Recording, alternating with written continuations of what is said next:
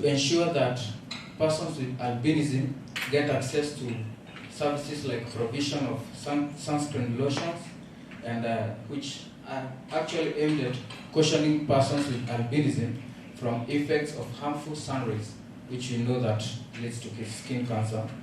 And also, we provide comprehensive eye care to persons with disabilities, and we also do awareness activities whereby we champion for the awareness among the society on the rights of persons with disabilities and the needs of persons with disabilities, and specifically persons with albinism. And the requisites for the provision of these health services include registration. For a person with albinism, you have to be registered with the council, that is with us, and a full photograph of the person who is receiving these services, and a copy of the national ID. I would not like to take much time, and having stated what is important to us, and I would like to give the next person a chance to speak. And thank you very much. Thank you very much, Mr. Knchr, and indeed, this being a commemoration, it's a good platform to enhance the awareness of what the Council is doing with regards to championing the rights of persons with albinism. So I'd like to invite the next speaker, and that is Emma Bosire from the Ministry of Labor and Social Protection. Karibu sana, Madam Bosire.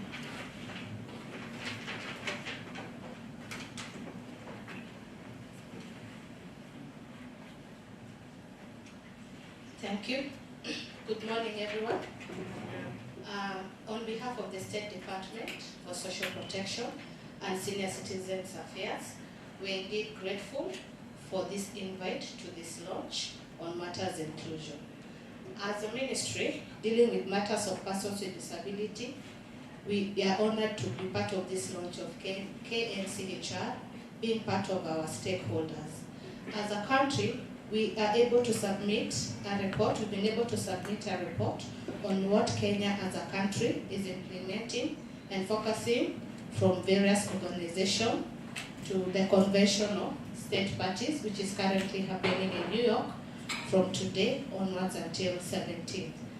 As a directorate, we are currently tackling various programs.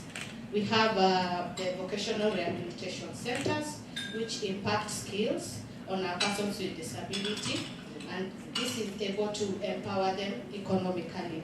We also have the support needs assessment, the report which I've currently completed, and we are able to launch this in the end of this month. And also on matters of inclusion, we've been able to provide cash transfer programs, cash transfer stipend to our persons with disability countrywide. And I'm therefore honored to be part of this launch. Thank you very much. Thank you.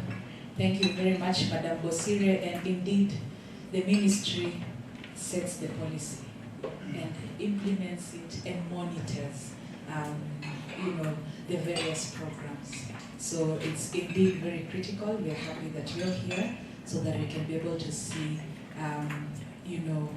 where the progress has been as a country and where there are gaps or challenges. How do we address that as the main state agency with regards to the rights of persons with albinism? Thank you very much.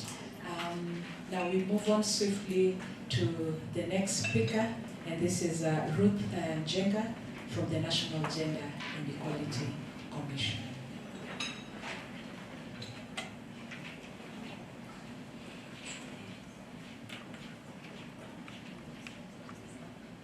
Thank you, Anne. Good morning once again. Good morning. Indeed, we are very grateful for this invitation to the launch of a report on persons with albinism. As I was coming, actually I was saying, what a coincidence. It's the day that we're celebrating, the Albinism Awareness Day, and it's the same day that the Commission is launching this report. So, at the Commission, we are saying let us promote the rights of all persons with with disabilities. For us, it's the special interest groups. You know, the women, children, the elderly, and persons with disabilities are not a homogeneous group, right? Yeah, so you will find a person with an older person who has albinism. And I remember one time when I worked at the council, I was the regional coordinator in Kiambu. I met a lady, an elderly lady with albinism. And it was very, very sad that this lady, you know, due to stigma and discrimination, she used to apply kiwi on her skin. You can imagine what that means, you know? So let us continue conducting public education, creating awareness for us to feel, for our persons with albinism and all kinds of disabilities, to feel that in our society. So we are very, very grateful, Commission, for all that you are doing. Thank you so much. Thank you, Madam Njenga. And indeed, we appreciate this, our sister commission, the National Gender and Equality Commission, and what you just reiterated with regards to special interest groups and the challenges and discrimination that they face in our society. So how can we be able to address that through legislative reforms, practice reforms, enhance their rights? Thank you very much. And at this juncture, allow me now to welcome our CEO, Dr. Bernard Mogesa,